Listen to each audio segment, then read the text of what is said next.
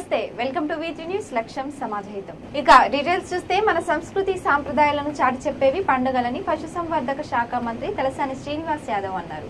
దేవీ నవరాత్రుల సందర్భంగా హైదరాబాద్ లోని సనత్ నగర్, అమీర్పేట, బేగంపేట, మెండా మార్కెట్లలో పలు ఆలయాలను ఆయన సందర్శించి ప్రత్యేక పూజలు నిర్వహించారు. ఈ సందర్భంగా ఆయన మాట్లాడుతూ తెలంగాణ రాష్ట్రం ఏర్పడిన తర్వాత ముఖ్యమంత్రి కేసీఆర్ ఆదేశాల మేరకు ప్రభుత్వం ఆధ్వర్యంలో అన్ని పండుగలను ప్రజలు గొప్పగా జరుపుకుంటున్నారని అన్నారు. తెలంగాణ సంస్కృతికి ప్రతీకగా నిలిచే బతుకమ్మ పండుగ నేడు విశ్వవ్యాప్తంగా తెలంగాణ వాసులు నిర్వహిస్తున్నారని అన్నారు.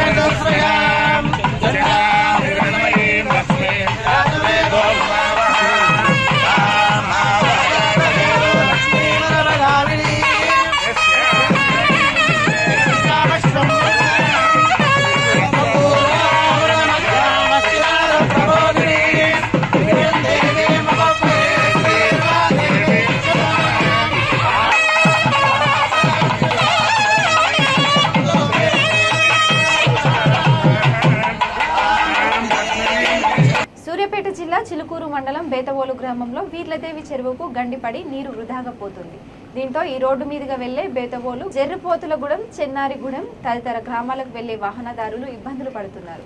వరద ఉధృతి పెరిగితే రోడ్డు కోతకు గురై రాకపోకలు పూర్తిగా స్తంభించే ప్రమాదం ఉంది. అంతేకాకుండా భారీగా పంట పొలాలు దెబ్బతినే ప్రమాదం ఉందని చెరువు కింద ఉన్న రైతులు ఆందోళన చెందుతున్నారు. గతంలో కూడా ఇదే చోట గండి పడింది. అప్పుడు చెరువు కట్ట పటిష్టంగా పూడ్చకపోవడం వల్లనే మళ్లీ ఈ పరిస్థితి దాపురించిందని స్థానికులు ఆరోపిస్తున్నారు. ఇప్పటికైనా సంబంధిత అధికారులు స్పందించి తగిన చర్యలు తీసుకోవాలని వివిధ గ్రామాల ప్రజలు, వాహనదారులు వేడుకుంటున్నారు. రెండు రకాల చెరువులు ఉన్నాయి. ఇది పెద్ద చెరువు అండి, దాదాపు 600 ఎకరాలకు పైగా ఉంటుంది. ఇది అధికారుల నిర్లక్ష్యం. ఇంతకుముందు చాలాసార్లు ఈ విధంగా జరిగింది, కానీ ఎవరు పట్టించుకోవట్లేదు. ఇది గోదావరి నియోజకవర్గం వస్తుంది. అధికారుల నిర్లక్ష్యం వల్ల ఈ విధంగా జరుగుతుంది. కొన్నిసార్లు ప్రమాదాలు కూడా జరిగినాయి, కానీ ఎవరు కూడా పట్టించుకోవట్లేదు. ఇప్పుడు 2 సార్లు జరిగిందండి. వర్షాకాలం వచ్చినప్పుడు చాలా ఇబ్బందిగా ఉంటుంది. ఇప్పుడు ఏదైనా చెరువుకుందే కదా, చెరువుకుందే ఉండదు. అయితే ఇప్పుడు ఏదైనా తెగిపోతే ఇంకా అసలు చాలా పెద్ద ప్రమాదం అంటే పొలాలు కొట్టకపోవడానికి రైతులు చాలా ఇబ్బంది పడతారండి. చాలా వరకు ప్రాణ నష్టం కూడా జరిగే అవకాశం ఉంది. భవిష్యత్తులో ఎవరైనా జరిగితే ఎక్కువ వర్షం వస్తుంది. మొన్న నైట్ చాలా పెద్ద వర్షం వచ్చేదండి. ఆ వర్షానికి వర్షం బాగా వాటర్ ఎక్కువ వస్తుంది. ఇటు నుంచి పోలేను కూడా ఉందండి, తిరుపతిలో కూడా ఉంది, ఆచర్ల కూడా ఉంది, చెన్నార్ కూడా ఉంది. 3-4 గ్రామాల వరకు వెళ్తున్నారండి. ఇన్ని గ్రామాల ప్రజలు ఇది కనుక ఆగిపోతే రాకపోకలు చాలా ఇబ్బంది అవుతుంది. ట్రాన్స్పోర్ట్ ఏమైనా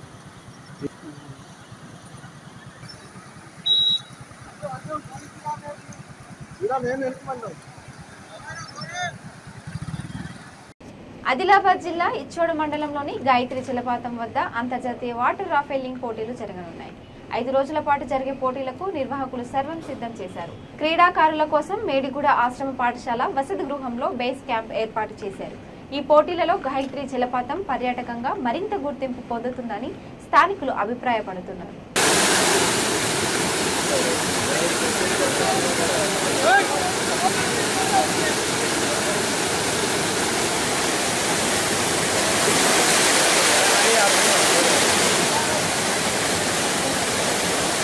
అంతర్జాతీయ వయోవృద్ధుల వారోత్సవాలను పురస్కరించుకుని జనగామలో నెహ్రూ చౌక్ నుండి బస్టాండ్ వరకు ర్యాలీ చేపట్టారు. జిల్లా మహిళా, శిశు సంక్షేమం, దివ్యాంగుల సంక్షేమం, వయోవృద్ధుల సంక్షేమ శాఖ అధికారిని జయంతి జెండా ఊపి ర్యాలీని ప్రారంభించారు. ఈ సందర్భంగా ఆమె మాట్లాడుతూ ప్రతి ఇంటిలో వయోవృద్ధులు ఉంటారని, వారి సహకారంతో ఎటువంటి సమస్యలైనా అవలీలగా అధిగమించవచ్చని అన్నారు. కుటుంబ పెద్దలను గౌరవించుకోవడం మన సాంప్రదాయం అన్నారు. ఈ సంస్కృతి సాంప్రదాయాలను కుటుంబ సభ్యులందరికీ చిన్నతనం నుండే నేర్పించాల్సిన అవసరం ఉందన్నారు. ఈ కార్యక్రమంలో జిల్లా విద్యాశాఖ అధికారి రాము, డిపిఆర్ఓ శ్రీనివాసరావు, సిఐ శ్రీనివాస్, సామాజిక కార్యకర్త సాదిక్, వయోవృద్ధులు, విద్యార్థులు పాల్గొన్నారు.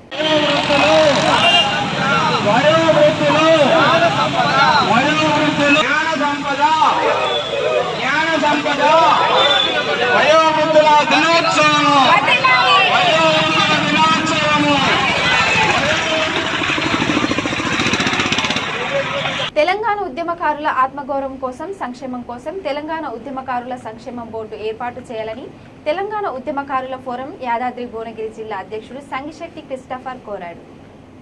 ఫోరం 3వ ఆవిర్భావ దినోత్సవం సందర్భంగా వలిగొండ మండల కేంద్రంలోని అంబేద్కర్ విగ్రహం వద్ద కేక్ కట్ చేసి స్వీట్లు పంపిణీ చేశారు. అన్ని రాజకీయ పార్టీలు తమ మేనిఫెస్టోలో ఉద్యమకారుల సంక్షేమ బోర్డు ప్రకటించాలని డిమాండ్ చేశారు. ఈ కార్యక్రమంలో ఫోరం మునుగోడు నియోజకవర్గ అధ్యక్షుడు పెదగోని రమేష్ గౌడ్, ప్రధాన కార్యదర్శి సంగిశెట్టి జనార్దన్, ఉద్యమకారులు చిలుగోరి సత్తిరెడ్డి, సాయిని యాదగిరి, బొల్లు శ్రీను, చెన్నయ్య, మల్లేష్ తదితరులు పాల్గొన్నారు. కష్టాలు నష్టాలను చూసి తెలంగాణ ఉద్యమకారులకు సరైన గుర్తింపు ఈ ప్రభుత్వంలో రావడం లేదని తెలంగాణ ఉద్యమకారుల ఫోరం ఏర్పడి ఈ రోజు 3 సంవత్సరాలు పూర్తి చేసుకున్న సందర్భంగా ఫోరం ఆవిర్భావ వేడుకలు ఈ రోజు మండల కేంద్రంలో ఘనంగా జరుపుకోవడం జరిగింది. మిత్రులారా, మేము కోరుకునేది ఒకటే, ఉద్యమకారులం తెలంగాణ రాష్ట్ర సాధన కోసం అనేక కష్ట నష్టాలు కోర్చుకొని అనేక త్యాగాలతోటి కనీసం కుటుంబాన్ని పట్టించుకోకుండా కూడా కుటుంబాలను వదిలేసి కూడా భార్య పిల్లలు వదిలేసి కూడా తెలంగాణ రావాలని అనేక మంది ఉద్యమకారులు తమ ప్రాణాలను అర్పించారు. అందులో భాగంగా ఉద్యమకారులు తమ సర్వస్వాన్ని కోల్పోయారు, ఆర్థికంగా నష్టపోయారు. అలాంటి ఉద్యమకారులను గుర్తించాలని మనం ఉద్యమ కోరికలు ఏం కోరట్లేదు. ఈ గవర్నమెంట్ ఈ ప్రభుత్వాన్ని జార్ఖండ్ రాష్ట్రంలో ఉద్యమకారులను గుర్తించి అక్కడ ప్రభుత్వం ఉద్యమకారులకు పెన్షన్ అందజేస్తా ఉన్నది. అదేవిధంగా మన రాష్ట్రంలో కూడా ఉద్యమకారులను గుర్తించి పెన్షన్ అందించాలని, తెలంగాణ ఉద్యమకారుల సంక్షేమ ఏర్పాటు చేయాలని అన్ని రాజకీయ పార్టీలు కూడా ఉద్యమకారులకు వారి మేనిఫెస్టో డిక్లరేషన్ ప్రకటించాలని, తెలంగాణ సమరయోధులుగా గుర్తించాలని ప్రభుత్వాన్ని విజ్ఞప్తి చేస్తా ఉన్నాం, డిమాండ్ చేస్తా ఉన్నాం. మిత్రులారా, మేము ఏ పార్టీకి వ్యతిరేకం కాదు, ఏ పార్టీకి తొత్తులం కాదు. ఉద్యమకారుల డిక్లరేషన్ ప్రకటించాలి, ఉద్యమకారుల సంక్షేమ బోర్డు ఏర్పాటు చేయాలి. ఈ ఉద్యమకారులు ఏకదాటి మీద రావాలని అన్ని రాజకీయ పార్టీలు ఉద్యమకారులకు సపోర్ట్ చేయాలని సందర్భంగా వేడుకుంటూ ముగిస్తా ఉన్నాం. జై తెలంగాణ. ఏపీ ముఖ్యమంత్రి జగన్ రాష్ట్రంలో వ్యవస్థలను ధ్వంసం చేయడం తప్ప నిర్మాణాలు చేపట్టడం చేతకాక పరిపాలన సాగిస్తున్నారని అనంతపురం టీడీపీ నాయకులు విమర్శించారు. గుంటూరులో బీసీల నాయకుడు బీపీ మండల్ ఫౌండేషన్ ను ధ్వంసం చేయడాన్ని ఖండిస్తూ అంబేద్కర్ విగ్రహం వద్ద బీసీ సెల్ ఆధ్వర్యంలో నిరసన చేపట్టారు. ప్రభుత్వానికి వ్యతిరేకంగా నినాదాలు చేశారు. వైకాపా అధికారంలోకి వచ్చినప్పటి నుంచి అన్ని వర్గాలపై కక్ష సాధింపు చర్యలు చేపడుతుందని మండిపడ్డారు. ఈ ప్రభుత్వానికి బుద్ధి చెప్పే రోజులు దగ్గరలోనే ఉన్నాయని హెచ్చరించారు.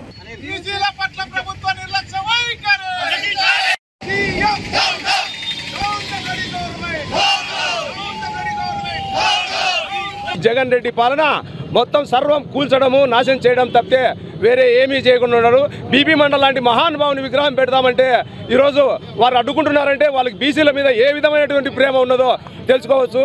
పరిపాలించడానికి తెలియని కులాలన్నిటి కూడా ఈరోజు అధికారంలోకి రావడానికి ఎంతో ప్రయత్నిస్తుంటే ఆ కులాలను అణుగుబాటు చేయడాన్ని జగన్ రెడ్డి ఒక ధ్యేయంగా పెట్టుకున్నాడు.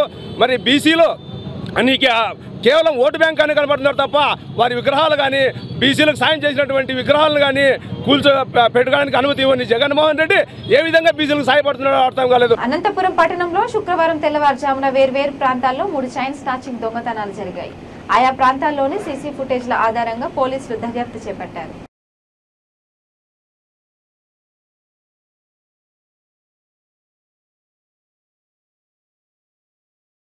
ఎస్ఎల్సీ ఫార్మసీ కాలేజీలో దాదాపు 12 ఏళ్లుగా పనిచేస్తున్న డాక్టర్ సైదులు అకాల మృతికి కాలేజీ యాజమాన్యమే కారణమని కుటుంబ సభ్యులు, బంధువులు ఆరోపించారు. యాజమాన్యం గత కొన్ని నెలలుగా జీతాలు చెల్లించకపోవడంతో ఆర్థిక ఇబ్బందులతో మానసికంగా కృంగి కృషించి మరణించారని ఆగ్రహం వ్యక్తం చేశారు. మృతుడికి 7 ఏళ్లు, 3 ఏళ్లు, 6 నెలల వయసున్న పిల్లలు ఉన్నారని వారు తెలిపారు. 8 రోజులు ఆసుపత్రిలో చికిత్స పొందుతున్న యాజమాన్యం కనీసం పట్టించుకోలేదని వారు ఆరోపించారు. యశోద ఆసుపత్రి నుంచి కాలేజీ యాజమాన్యం ఉండే నివాసం దగ్గర సైదులు పార్థివ దేహం ఉంచి ధర్నా చేపట్టారు.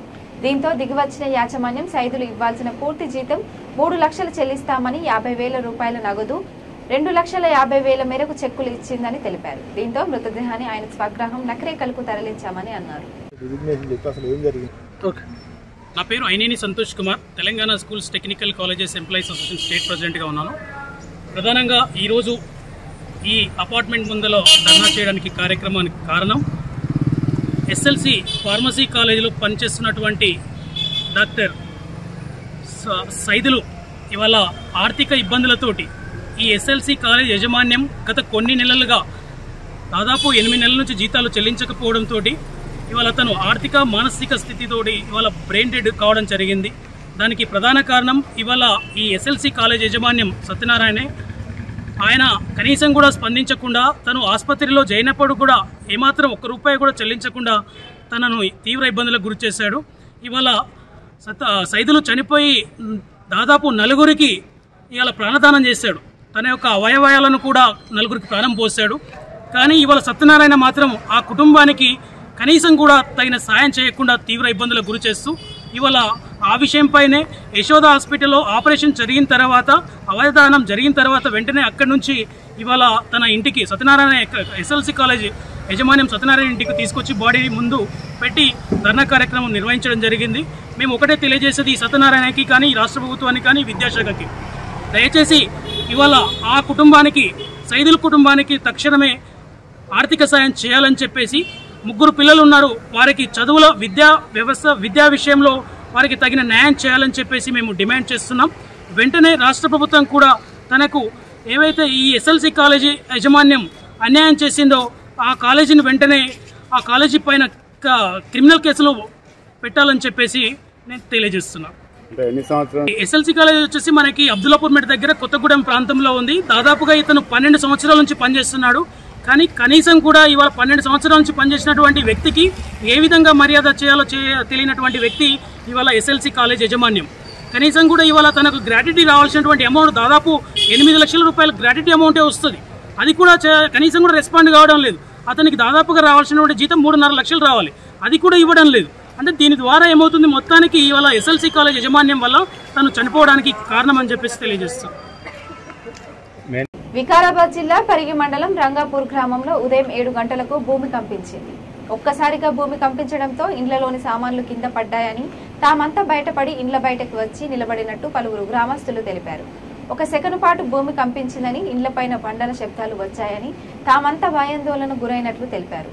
గతంలో ఎప్పుడో 35 సంవత్సరాల కిందట భూ ప్రకంపన జరిగిందని, మళ్లీ ఆ తర్వాత ఇప్పుడు వచ్చిందని వారు అంటున్నారు.